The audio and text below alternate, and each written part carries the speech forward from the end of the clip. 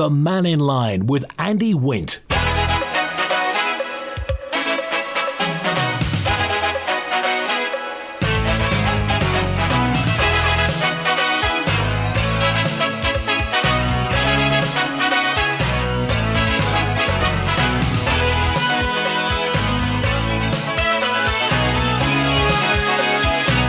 Good afternoon. Welcome to Mannin Line on Manx Radio. We're open line through till 1 today. Call 66 13 68. Text or WhatsApp on 166 177. Email studio@manxradio.com. So whatever's on your mind. Could be the fact that Central's closing in Peel, or Subway's back on the Isle of Man, or what do you think of Julie Edge's proposal saying that we're quite weak on whistleblowing policies?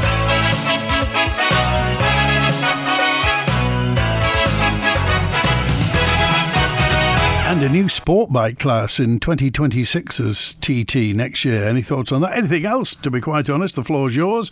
Whatever's on your mind, get in touch. Call 66 13 68, as Howard's done that now. Hi, Howard. Hello, Andy. Sorry getting in so early, but this is something I read yesterday, and I have it again in front of me because I've taken it out of the paper. It's a special report, and it's concerning artificial football pitches. Right. Now, let's get this right to start with. I'm not against them.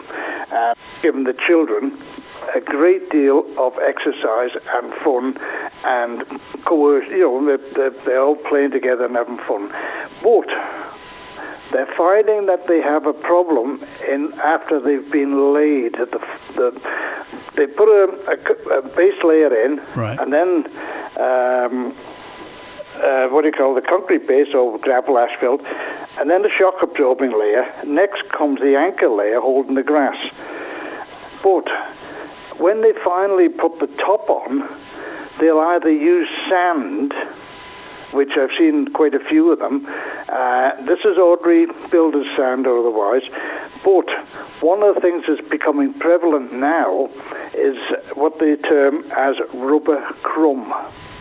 Now that is shredded rubber car tires. Right. And that has been used to steady the top layer of the plastic pitch. But unfortunately, this is getting disturbed, which is natural, as the children and ordinary men, women and children are running around playing football, and apparently it's rugby the same. And they're breathing this in, and it's causing health problems. But the European Union is going to ban this in 2031. So to encourage the continued use of this, Britain is not going to ban it, so there'll be a lot of companies moving into Britain with the rubber crumb because they can't afford to lose their business. Right. But they're finding this is probably causing blood cancer in children. Where did you read this, Howard? It's in the Daily Mail. I've got it in front of me yesterday. And so the pictures themselves, as a goalkeeper, this is a chap that actually he died at 20 years of age.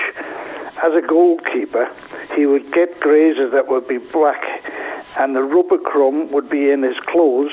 He'd rub it in his eyes, or he'd swallow it, which is natural when you're playing a game. Yeah. You get up, you've had a bump, and you get... And I've got a little granddaughter, great-granddaughter, and she loves her football. And she'll play... I'll just say this is absolutely nothing against the ability to play football. It's just let's make it sure it's safe for the children and adults.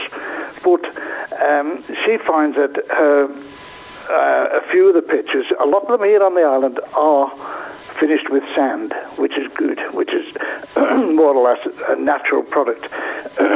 But this rubber crumbs is microplastics, and it's getting more and more prevalent around because it's cheaper.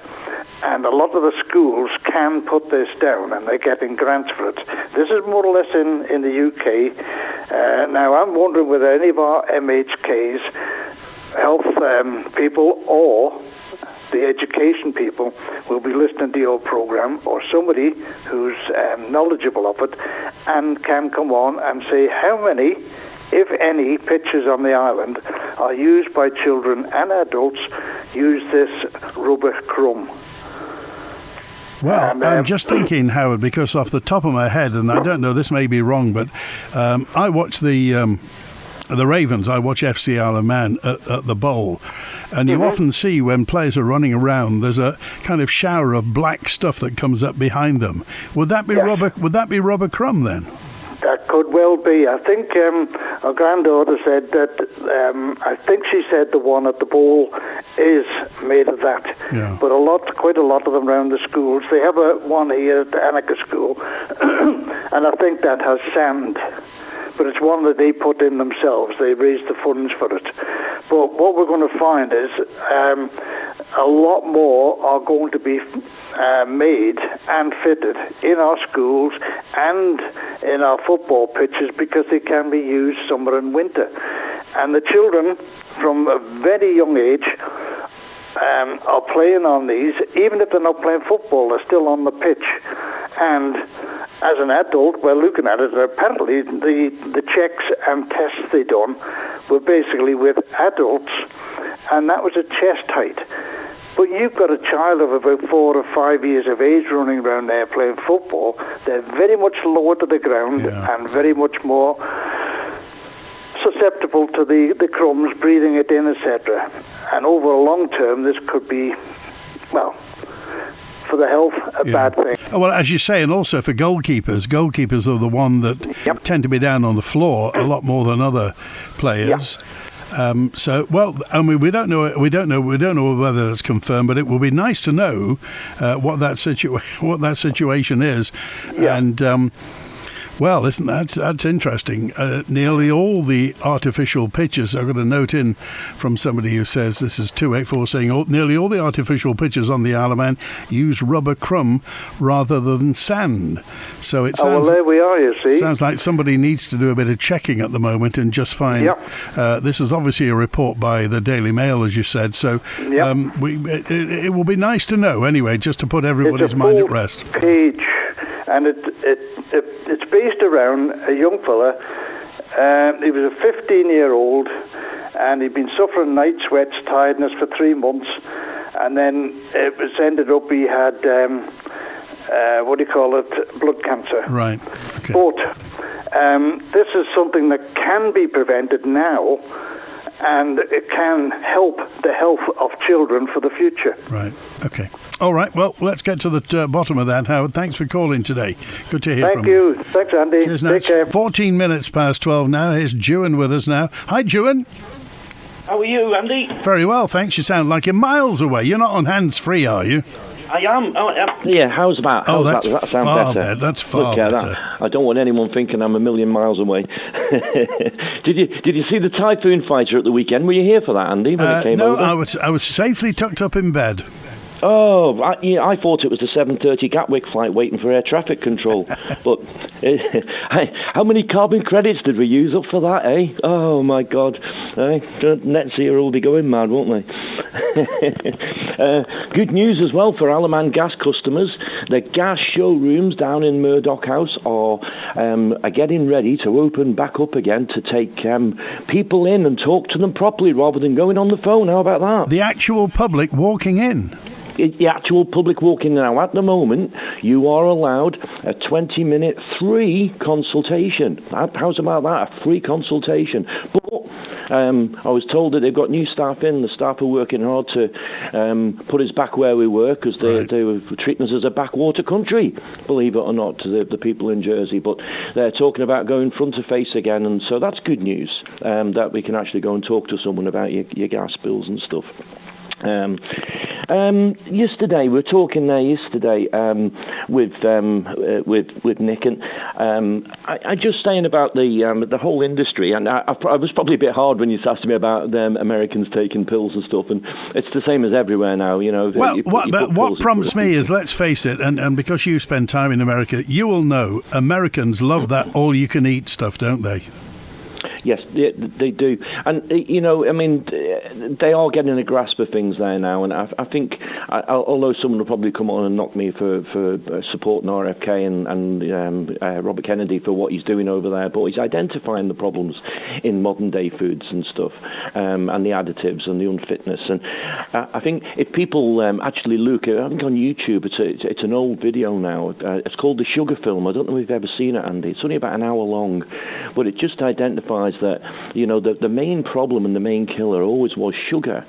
And not really the cholesterol problem. And they didn't identify it 50-odd years ago. I think it was when Roosevelt was in and he made a purge on cholesterol and fatty diets, where sugar has been the killer. And you know, that's half the problem we are now. And going down the pharmaceutical route, of course, the Rockefeller industry made a fortune out of pharmaceuticals. And like I've said before, there's no money in dead people and there's no money in fit people, but there's plenty of money in ill people. There we are. Well, there we are. That's a cynic's point of view, Juan. Just wanted to touch on this. I'll just get this up. It's a text message that I got. It was just, you were talking last week about points on the classic TT and the TT and everything. Yeah. And this was a text message I got from a race team that was over. I'm not going to say who it was. But it was just obviously an opinion that they had. Yes, we should have had 2 races, both cancelled when both times the circuit was fit to race. There's lots of people very unhappy, and it seems there's something going on, as they don't seem to want us racing. In the last 3 years, we've had a 3-lap race and a 1-lap race. And that's coming from a race team. So I just put this stuff out there. I talk to lots of people. People phone me up as they speak to Julian. And that's just from people who are involved with the racing. So and I know it's a big course. There might be showers on one side and not on the other, but you know, I just take it from people who are actually on the bikes and going around there that there's a little bit of unhappiness there as well. So I don't know. It's just something to put out there, I suppose. Well, we'll see. I mean, we've all heard the skeet. I mean, the skeet is, you know, we don't know what the truth is, that the government loves the TT, but really they think that the classic TT or the Festival of Motorcycling, MGP, whatever you want to call it, doesn't make as much money as the TT, and you know, they're kind of happy to see it shrivel. But then again, they expanded it this year again, so they've got a plan for it, surely. Well, you'd think, and you say, is there a will or a political will?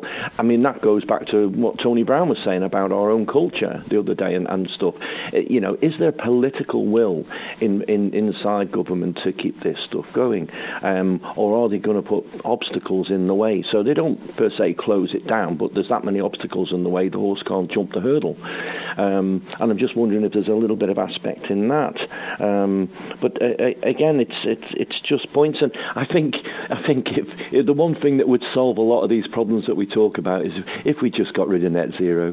Wouldn't that solve a lot of these problems of everything that we've got to comply to and do? Well, that's that's political will, isn't it? And at the moment, we're locked into our net zero targets. That's it's in kind of statute. It's there, so that's got to take political will, if there is political will, to revoke that. And you know, who knows what our international companies would say. The people that come here from all over the world, you know, they have to sign up to stuff like that for worldwide. So who knows what would happen then? We don't really know, Juan.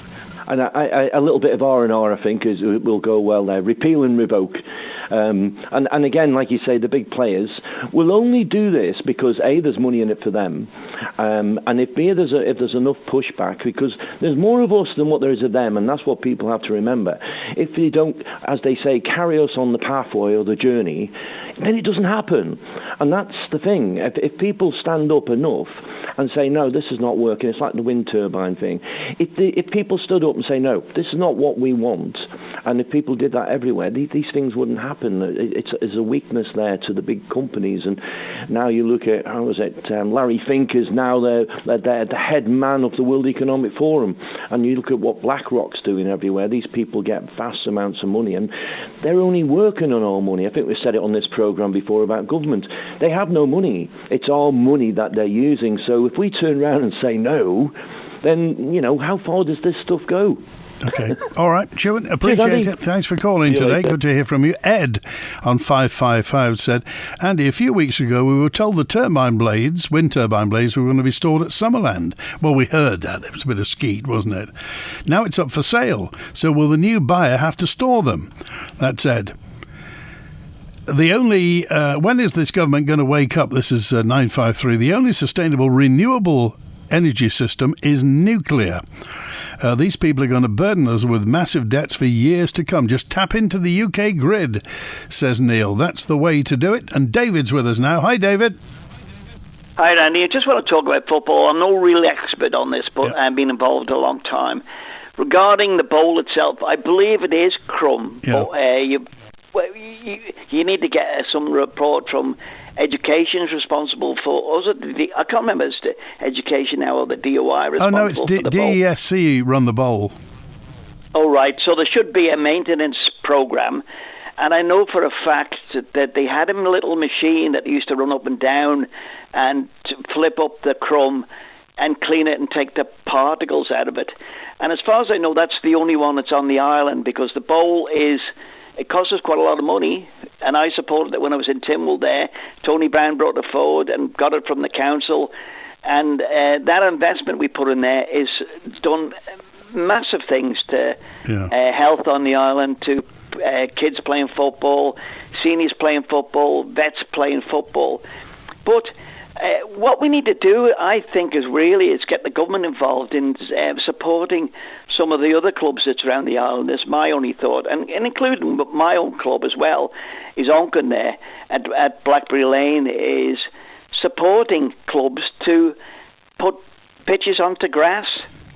It doesn't do a lot of maintenance. You have to maintain the grass, and it's like a growing season. You've got to be careful on it when it gets totally muddy, and you can't play on it certain times. But there's plenty to do on the island.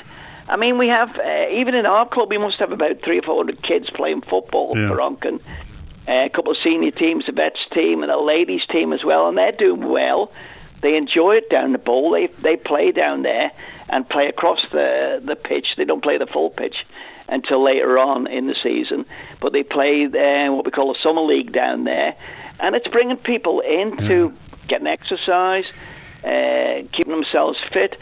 The only thing I would say to you is, I remember going to a seminar or something to do with Astro and stuff like that, is when you have a bump or a scrape or a cut, you've got to make sure you clean it, the cut. Don't let it get infected, and that's down to the clubs having first aid kits, the bowl having a first aid kit as well, and maybe we need some more education on the bowl itself, and where does that come from? Is that the FA? Is that the people that own the place? But technically, we own the pitch, don't we? The taxpayers own it. Yeah, I mean, it is DESC, so if you want to use the bowl, you have to get in touch with the Education, Sport and Culture people. They run it as they run the whole of the NSC complex. So that's their responsibility. Yeah, and the other one, before anybody asks, the blue Astro, which is further over by over by the track there, that goes round as well, that's actually sand-based. So that's fairly tough. And it's not just sand, just to correct Howard a little bit there. It's a proper sand for sporting activities. Right. It's not just builder's sand.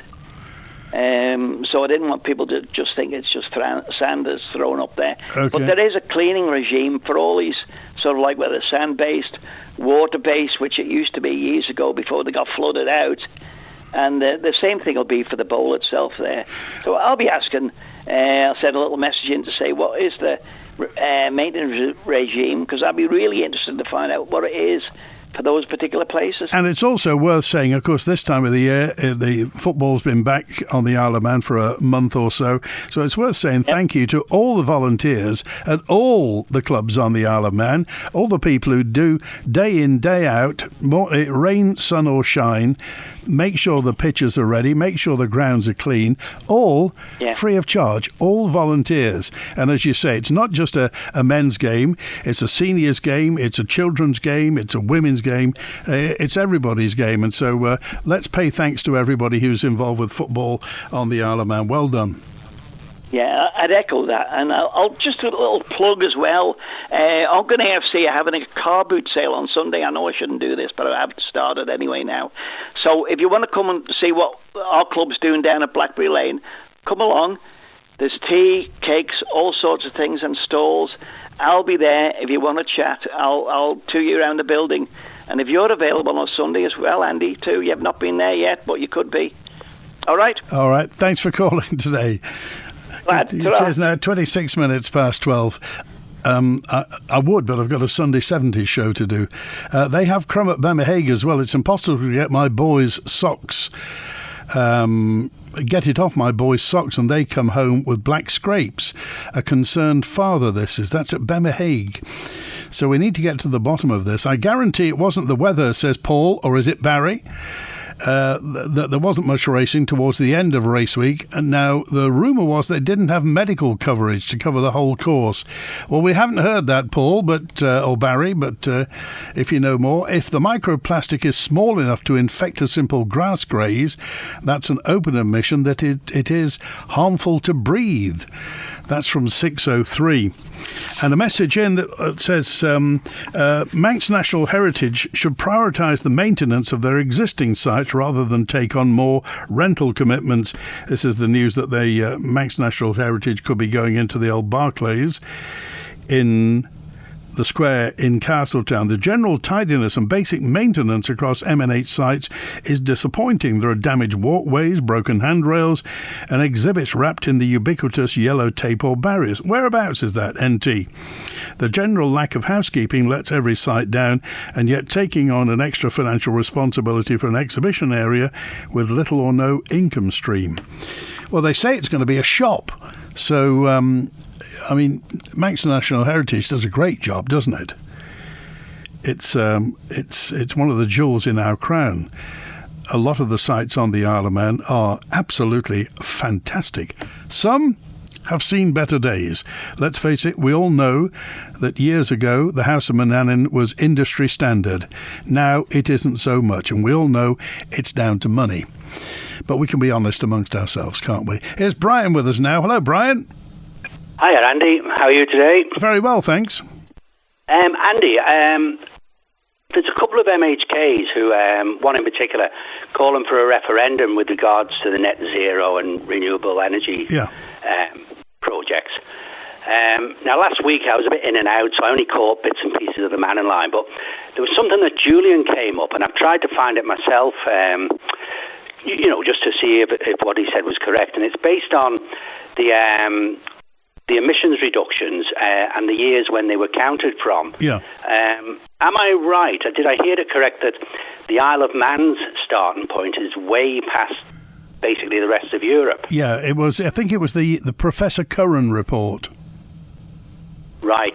Well, with regard to this referendum, I'm of the opinion, and I may be right, may be wrong, the government are giving us wrong information. They're misleading us. If they're trying to say that our emissions are nowhere near as good as the other countries, what we really need to do, if a referendum goes ahead, which I believe they should, because it's going to be taxpayers' money used here, we need to have all the facts. We need to know exactly how much this is going to cost, how much more carbon emissions we are capable of reducing, if any, the decimation that's going to be caused, to the countryside. These things won't just float in. They'll have to be brought in. Roads will have to be widened. There'll be all types of upheaval to the infrastructure. I mean, the public, before they make any decisions, need to know the honest truth, because this is going to saddle people with hundreds of millions of pounds of debt.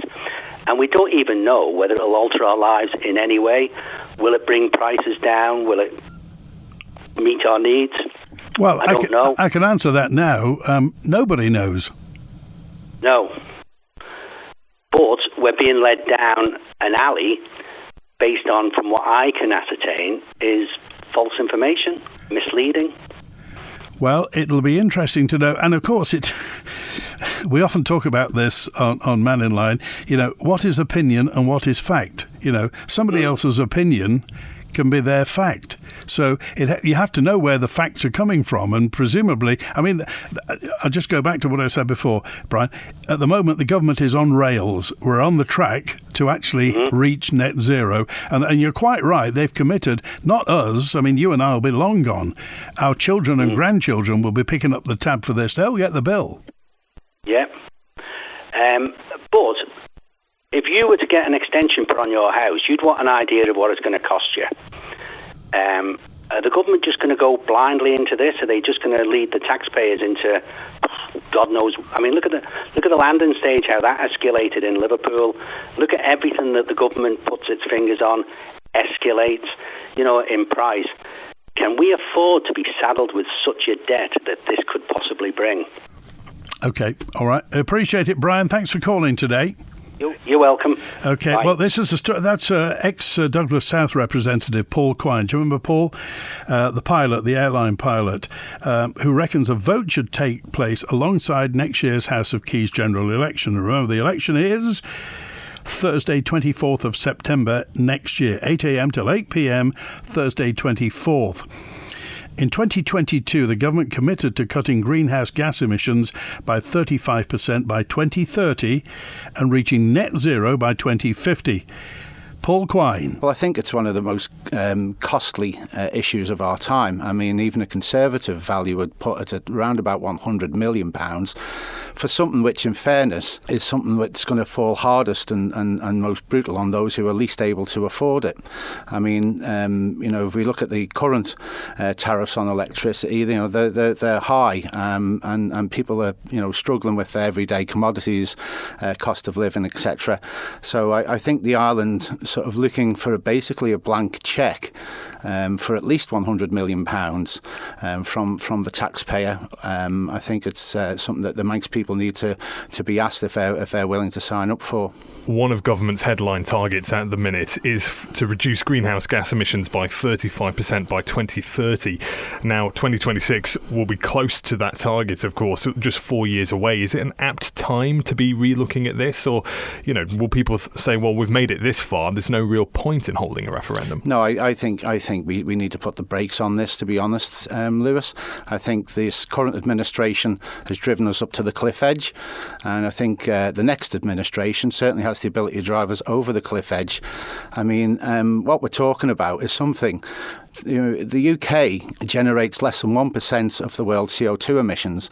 The Isle of Man generates an amount that can't even be measured. So what effectively we've been asked to do is commit over £100 million to reduce something that is so small in the first place that you can't even quantify it. Was this a big issue when you stood? It wasn't a big issue. I don't think it was something that was at the forefront of most people's minds. But as the duration of this Parliament has gone on, then I think it's something that certainly has now come back into the public consciousness. What do you think about this? Text, email, call and WhatsApp. Do you remember the other day, Nick Kay was on yesterday, the pharmacist, but the day before, I think it was Tuesday, somebody called up about the charity that's importing cats from Cyprus to home on the Isle of Man and needed more information. Well, this came in on the answer phone. Good afternoon. My name is Rachel Evans. I'm a representative of Hope's Cat Colony. A gentleman called in yesterday asking about the event at Moreton Hall, Castletown, and questioning whether there was still a need for further cats to be offered for adoption. I just wanted to respond to that, and basically, yes, there is. We have found 80 homes in the Isle of Man for some of our cats. Some of the cats that are offered for adoption elsewhere, either through the MSPCA, Mancat, or even through Facebook, don't suit all of the adopters that come to us. So, for example, some people who want to adopt live in a flat, or some people who only want one cat, or they want an older cat, for example. We can actually offer some of the things that other centres cannot offer. And also the cats that we bring over are already sterilised, vaccinated, health checked, worms, microchipped. So we're actually offering cats and encouraging responsible ownership by giving the cats to home check people, and the cats are already healthy and preventing unwanted pregnancies. They're vaccinated, they're literally ready to go outside, they're litter trained. So yes, the answer to that is really there is a place for these cats. As I say, we've got lots of adopters on the island. People have a right to choose where they want their cats from. So if they want to adopt from overseas, they want to adopt a cat in need, if they want to go to the MSPCA or take a free kitten online, everybody has a choice, and all we're doing is offering a choice. We have a Facebook page, Hope's Cat Colony Welfare and Adoption, so you can take a look on there. But I do hope that answers some of the questions that people may have about why bring cats from Cyprus. Thank you so much for querying our work. Thank you. If you want to pass an opinion on anything you've heard on Mannin Line or comment on a contribution and you can't call during the show but you want your voice to be heard, the answer phone number is 682-631. Have your say. The Council of Ministers has accepted a proposal for an offshore wind farm off the Isle of Man for examination. Take part in a public consultation and tell us what you think about the application from Vannin Offshore Wind Farm Limited. Go online at mima.gov.im to find out more. You can also respond directly at consult.gov.im. If you prefer paper, collect and return response forms at 3rd Floor Government Offices, Bucks Road, Douglas. Read the application online and at Douglas City and Ramsey Town Libraries. The consultation closes at midnight, 18th of November. It's time to have your say. All right, Paul. You're looking relaxed. You finally booked that trip. Yep, used some of the savings I locked in with Guernsey's Bank Skipton last year. Great interest rate, and they made it so easy. Oh, Skipton. I've been meaning to sort mine. Do it. You'll get proper customer service too. With market-leading savings rates and service that puts people first, Skipton International is here to help you feel secure, whatever you're saving for. For details on all of Skipton's savings products, call 01481 730 730 or visit skiptoninternational.com today. Skipton International is licensed to take deposits by the GFSC and is a participant in the Guernsey Banking Deposit Compensation Scheme. See dcs.gg. Ramsey Garden Centre. For roses, shrubs, climbers, trees and perennials. Or solar lights, stone ornaments and bird baths. There's never been a better time to visit Ramsey Garden Centre. Open 7 days a week. Are you a small charity here on the Isle of Man? Are you looking for volunteers, hoping to raise awareness and chasing those crucial pounds and pennies to support your work? Well, Manx Radio can help. You could be our next 1 to 3 Charity of the Week. With daily on-air coverage, podcast and social media promotion, we can help support you and those you help. Just email the numbers 123@manxradio.com and listen out for the feature each weekday between 1 and 3 p.m. The Charity of the Week, brought to you by Kell Properties. The Mannin Line with Andy Wint. It's 21 minutes before 1 and Robert's with us now. Hi, Robert. Hi, how you doing? You all right, Andy? Very well, thanks. So we were talking about hedge trimming on the with the guy on the phone I phoned up for. It's the responsibility of the landowners, isn't it, these days? It is, yes. There are certain heights that you have to keep the trees trimmed, whether they're over the pavement or the road. Yeah, I mean, I'm just thinking in terms of like literally people coming into work in Douglas have to walk past things, because I was out this year's on Peel Road, and it made me feel so much better to help out. You know, I mean, I bought them off eBay, nothing special, you know, just went out and cut the brambles back. Whereabouts on Peel Road were you? Brown Bobby. Oh, I got Brown you. Bobby. Yeah. Just down there, and it was all brambles and, you know, all across the side of the road. What did you do with the stuff you cut away? It was there, and I put it back in the hedge, so right, okay. You know, right in the hedge. Yeah. But I mean, it was, I'm quite happy. I feel quite good about that because I've given back to the community. So makes me feel better. Well, now we know if you walk by the Brown Bobby, the reason you don't get scratched, it's Robert. Yeah, well, I think it's good to get back to the community, and I just saying the kids have gone back to school and all the rest of it. I think it's time to go out for a walk. I don't think the weather's brilliant until after Sunday, but if you order them now, you just get a pair of shears and go out and give them a clip. Okay. Because, you know, something to do. Right. So that's something people can have a go at. All right. Good to hear from you. Thank you, Robert. Our guerrilla gardener today. If you want to go out hedge cutting, DOI's issued a kind of a guidance on this. Let's work together to keep our roads and paths safe. If you want more information, go to gov.im, trim your trees. Trim your trees. Landowners, your responsibility. If you own land next to a public road or path, you've got to keep all the branches trimmed to at least 5.3 metres above the roads and 2.4 metres above the footways. You have to remove dead, diseased or dangerous trees and growth, prevent trees from blocking signs, lights or drainage. Crikey. Manage invasive species and clear fallen leaves or fruit. That's the minimum you have to do. And I think Eddie's with us now. Hello, Eddie. Hi, Andy. All right, mate? Oh, very well, thanks. Yeah, what's on your mind? Just a couple of little things. I was listening to Dewan earlier, and I totally agree with him the way he was explaining that people need to be a little bit more, expressing their thoughts and so on, Just to give a few examples, I mean, you remember when the Southern Swimming Pool was about to close? I mean, that was astronomical, the petition, the amount of people who said, it's got to stay open. That was the people speaking, and the pool stayed open.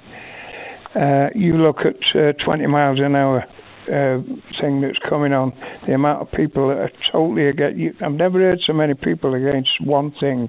It's not a very important thing. There's nothing wrong with what's there already. You don't need to fix it. I was listening to the Onken meeting, the one about the wind farm, and I think the chairman of that meeting was saying that 83 people were against it and 3 people for it. That's a very high percentage of people. In the south of the island, it's over 90% of people do not want the wind farm. Right? That's the sort of percentages that is overwhelming. So, in my opinion, it will never happen because the people will eventually start saying, no, we demand what we want, not what the government say we're going to do.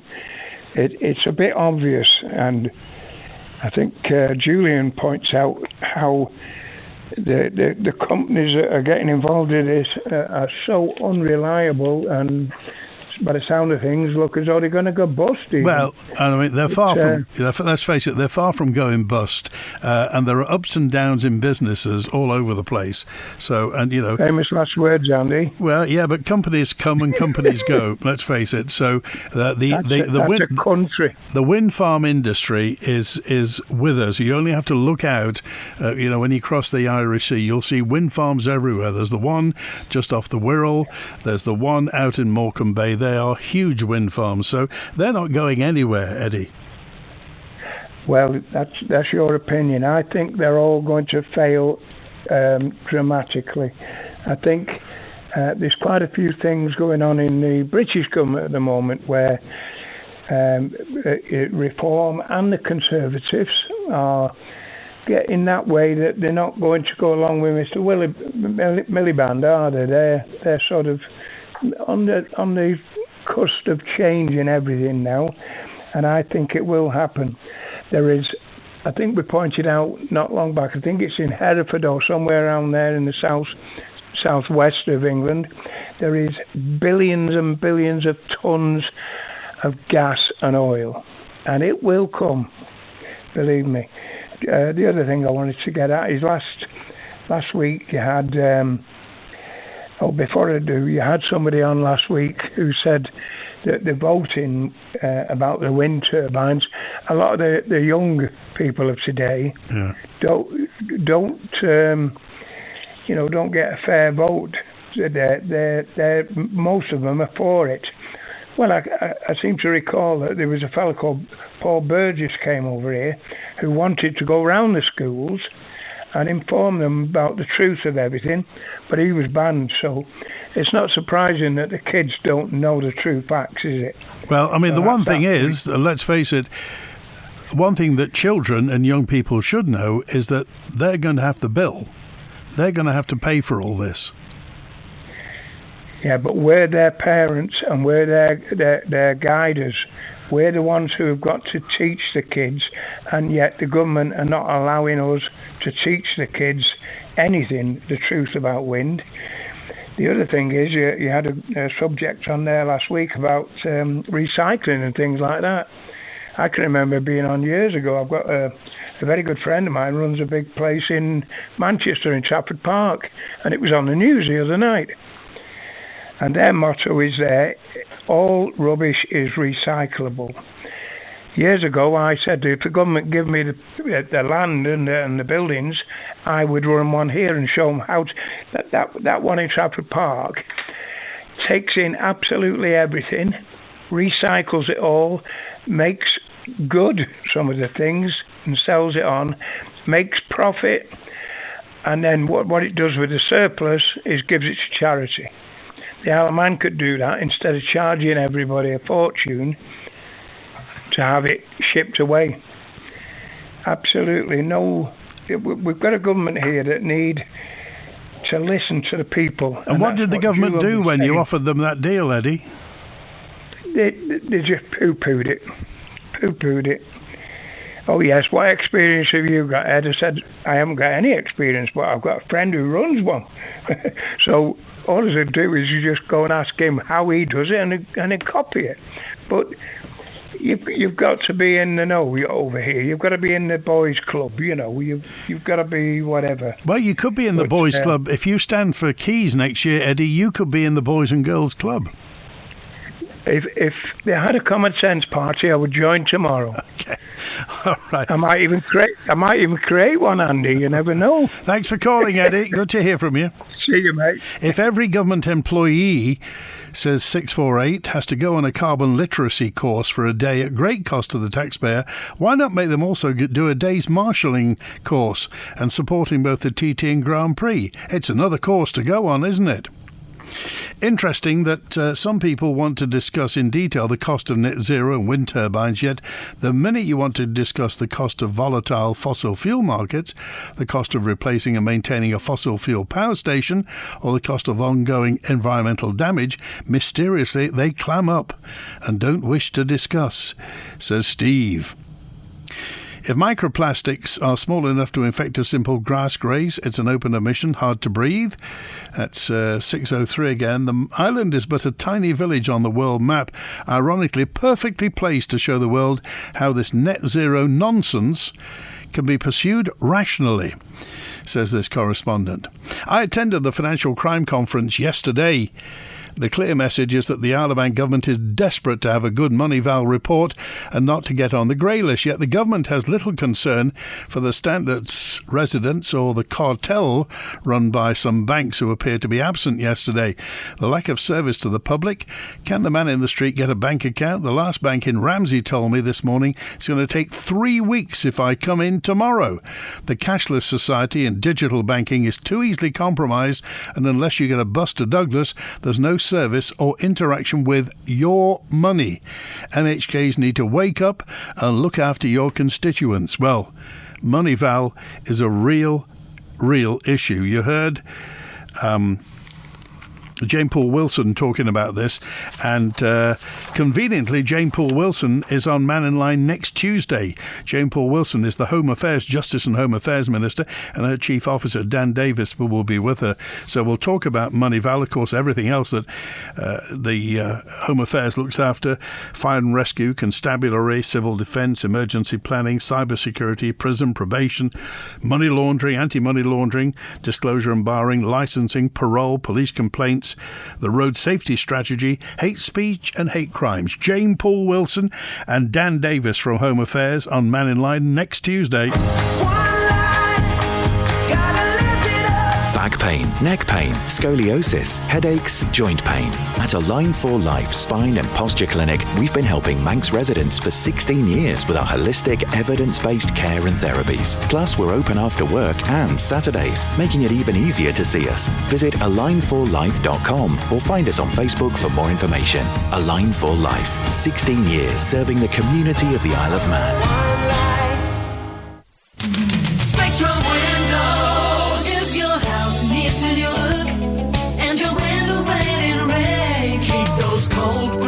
edges out and make it look like new again. Spectrum Windows, Spectrum Windows. Quality through and through. Great work guaranteed to you. Spectrum Windows, Spectrum Windows. Spectrum Windows. Charity of the Week, brought to you by Kell Properties. Cruse Bereavement Support Isle of Man helps children, young people and adults through one of the most painful times in life, when someone has died. We'll help you to understand what you're going through, develop coping strategies and find your own personal way through grief. Visit cruse.org.im to find out more. That's cruse.org.im. This advert is brought to you by Kell Properties. The Mannin Line with Andy Wint. Andrew's with us now. Hello, Andrew. Hello, Andy. Thanks for taking my call. What's on your mind? Well, I was very saddened yesterday. I manage the estate around Cornaa Beach, I'm sure all of your listeners will be aware of. And I was very saddened yesterday when I went down there, and we have 2 cottages on the beach. And the one I'm talking about is called Cable Hut, because it's where the cable came in, the electric cable came in from Cumbria back in the day. Right. And I was very sad and annoyed at the same time to see that all of the windows had been smashed over the weekend. And it definitely happened over the weekend. Yes, it seems to have, because there's another member of staff on the estate, and he's about quite a lot of the time, and of course would notice this. And it's also not far from the owner's house, the owner of the estate, and he walks around and would have noticed what was if this had happened. And I obviously I've informed the police, but there's nothing they can do. Obviously, unless they're caught in the act. But it was just wanton vandalism. To go round, I can understand maybe one stone at the window and it's cracked and, it was an accident. But to go around the cottage and smash every window in that cottage that's been standing there for decades and decades and decades, I think is absolutely appalling. And it was just to bring it to the listener's mind that, this is happening more and more often now. We've had, last year we had trees cut down in the little valley that runs up to the fishery, the Cornaa fishery, and fires lit, and all sorts of things going on, which seems to happen during the summer holidays. What did the constabulary say? Well, they were very understanding, but of course, they said, "Oh, we'll go down and have a look. Are you going to board it up?" I said, "Well, we'll have to board it up for now to keep the rain out." But they said, the chances of finding anyone is virtually zero, and so. Which I can understand. I mean, they've gone, and it's as I said, unless they're caught in the act, there's not a lot you can do about these things. But it was I just couldn't understand the. Well, the thing is, there's no explaining this, Andrew, because how do you explain to us if that's all they demand out of life? If that's the only way they feel they can make an impact on life is to go and break somebody else's windows and cut down trees, there's not much you can say, is there? No, there isn't. There's absolutely nothing you can say, and the road down to Cornaa Beach, which is a beautiful road with a dry stone wall down one side. We've had that wall kicked down, and he was caught in the act doing that. It was a bunch of lads who were going down to swim, which is fair enough. And as estate owners there, the owner of that estate embraces people to go onto the place and enjoy it and go for a walk and go for a swim, like people have done. Yeah. In the past, and carry on doing it. But this seems to be happening more and more and more, and I just do not know what's creeping into the young people in our society, because it's all right. People saying, "Oh, well, the kids have got nothing to do and they can't," but this isn't about that. It's just about mindless vandalism. Okay, Andrew, we appreciate it. Thanks for calling today. And if you've got any information, call 681212. Just regarding the beach, says Gary, we were down at the beach and I think it's been more than the weekend that these windows have been smashed. It's a mindless act of vandalism, says Gary. If there's anything you know about that, by the way, then do get in touch. 681212 1212 is the constabulary number. If we can find out who's doing that, it's Cornaa, for heaven's sake. Why would you do that? Why would you go? Why would you go and do that? Is that something that you enjoy doing? Heaven knows. Thanks to, could you put, let me see, Storm Williamson on the birthday list? Yes, we'll do that if you really want to.